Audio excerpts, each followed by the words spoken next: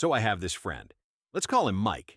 Mike is a grown man. He's got a 401k, he meal preps on Sundays, he even has a budgeting app on his phone. The guy is responsible. Last Tuesday, Mike texted me a screenshot. His bank statement. He spent $247 at Target.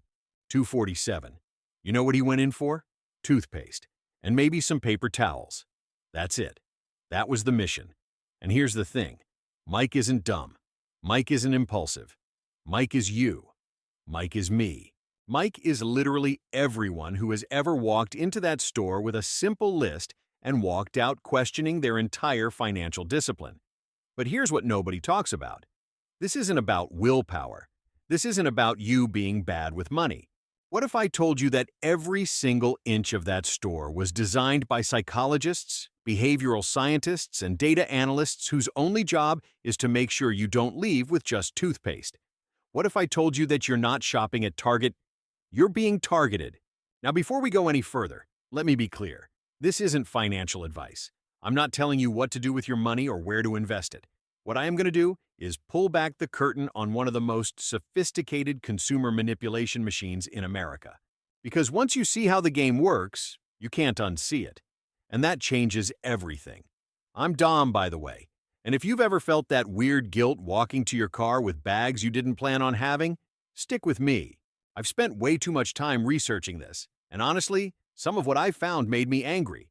So, if you're into understanding the psychology behind why we do dumb things with our money, and more importantly, how to stop doing those dumb things, hit subscribe, because that's literally what this channel is about.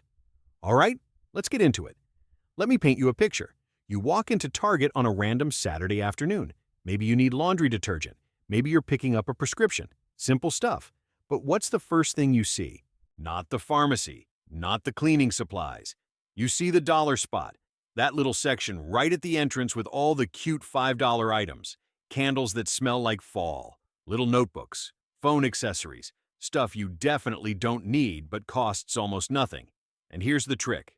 You grab one or two things. It's only $3, right? No big deal. But what just happened psychologically is massive. You just broke the seal. Your brain just went from, I'm here to buy necessities to, I'm here to shop. That tiny purchase removed the mental barrier, and Target knows this. They put that section there on purpose. It's not random. Nothing in that store is random. Think about it like this. Have you ever gone to a casino? Notice how there are no windows, no clocks? They pump oxygen into the building to keep you alert. Free drinks to lower your inhibition. Slot machines designed with sounds and lights that trigger dopamine. Every detail engineered to keep you there longer and spending more. Target is the retail version of that, just without the poker chips. Let me give you another example. You know how the milk and bread in pharmacy are always at the back of the store? That's not because it's convenient for stocking. It's because they want you to walk past everything else to get there. Every step you take through those aisles is another chance for something to catch your eye. And those aisles? They're designed like a maze. You can't just cut straight through. You have to weave. You have to pass the home decor, the seasonal section, the clothes. Studies show that every additional minute you spend in a store increases your spending by about 1.5%. So if Target can keep you in there for 40 minutes instead of 15, they just increased their revenue from you by almost 40%. And you didn't even notice. Now let's talk about something that gets me. The carts. Have you ever noticed that Target carts are huge? Like, noticeably bigger than other stores? That's not an accident either. A bigger cart makes your stuff look smaller. You put in a few things, and it still looks empty. Your brain goes, I'm not buying that much. But then you get to checkout, and it's $200. The cart literally tricked your perception of how much you were accumulating. It's the same psychology as eating off a big plate versus a small plate. Big plate, you serve yourself more and don't realize it. Target weaponized this, and the stores themselves. Notice how Target feels different than Walmart? Walmart is bright, harsh fluorescent lights. Everything screams discount. Target, warm lighting, wider aisles, cleaner displays. It feels like a boutique. It feels aspirational. You're not just buying stuff, you're buying into a lifestyle. The lighting makes the products look better. The layout makes you feel calm. You're not in a rush to leave because it doesn't feel like a typical store. It feels like a vibe. This is intentional. Target spent years repositioning itself. Remember when people started calling it Target like it was fancy? That's branding. They wanted to be the place where middle-class America goes to feel a little bit luxurious without paying luxury prices. And it worked. But here's where it gets really interesting. Let's talk about what's happening in your brain while all this is going on. You ever heard of decision fatigue? The idea is that your brain can only make so many good decisions in a day. Every choice you make drains a little mental energy. By the time you've gotten through work, dealt with emails, figured out dinner, your decision-making muscle is exhausted. And when do most people go to Target? After work, in the evening, when their mental defenses are at their lowest. This is when impulse purchases happen. Your brain is tired. It wants easy wins, and Target is right there offering them. Treat yourself. You deserve it. Look how cute this throw pillow is. That voice in your head isn't just you. It's the result of a carefully engineered environment preying on your exhausted brain. And then there's the dopamine hit. See, when you buy something, your brain releases dopamine. But here's the crazy part. The dopamine spike happens when you put something in your cart, not when you actually take it home. The anticipation is the reward.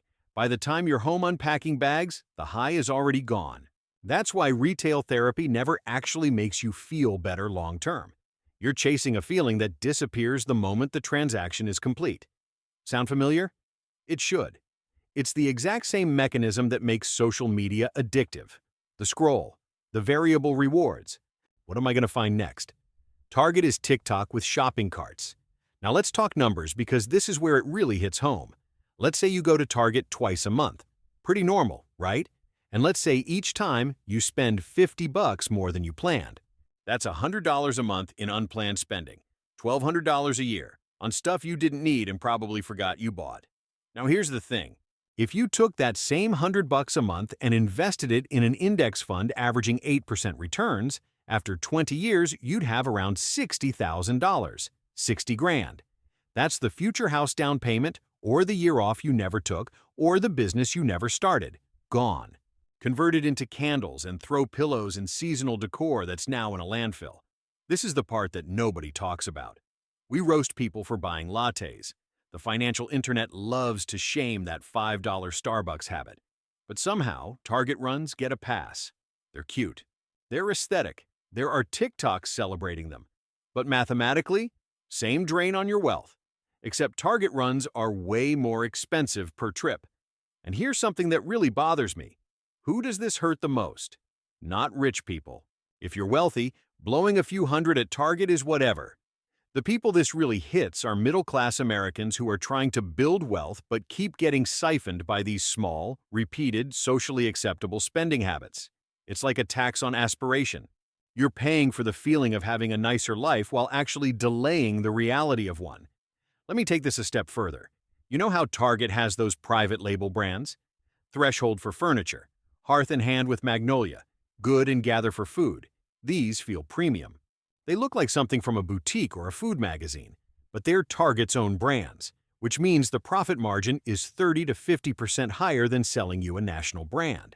They created entire fake lifestyle brands to make you feel like you're getting designer quality at Target prices.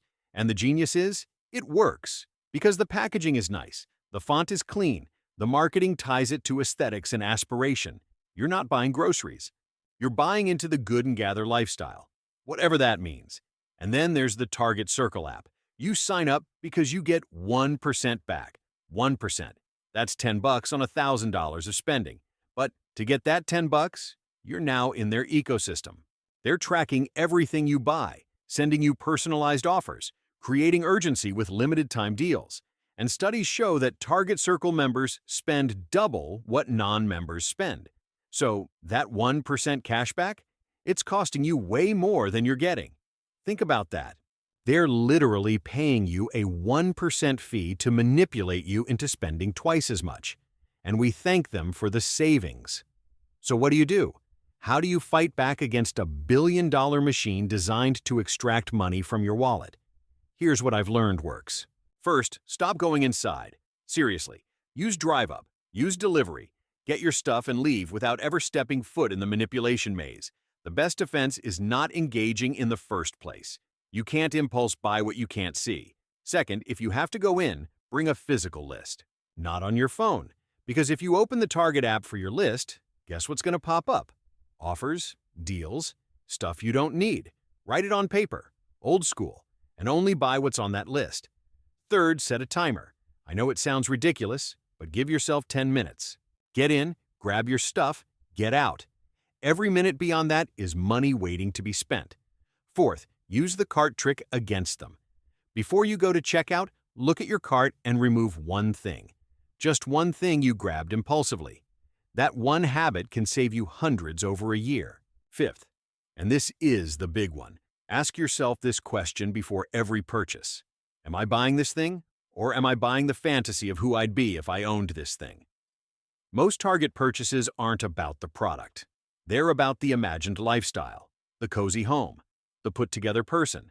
But that fantasy doesn't come from stuff. It comes from financial freedom, from time, from not being stressed about money, which, ironically, requires not spending it on stuff. Look, I'm not saying never go to Target. I'm not saying all consumption is evil. I'm saying be aware of the game. Because there is a game. And right now, most of us are playing it without even knowing the rules. Target is a masterpiece of behavioral engineering. Every lighting choice, every product placement, every cart size, every store layout has been tested and optimized to maximize how much you spend. You're walking into an environment that knows more about your psychology than you do, and it's using that knowledge to take your money while making you feel good about it. That's the Target effect. You're not the customer, you're the target. So here's my challenge for you. Next time you go to Target, write down what you plan to buy before you walk in. Then, when you get home, compare that list to what you actually bought. The gap between those two lists? That's the price of your vulnerability. That's what Target is really selling. And once you see it, you can start to take your power back. All right, that's it for this one. If this made you think even a little differently about where your money goes, share it with someone who needs to hear it. I'll see you in the next one.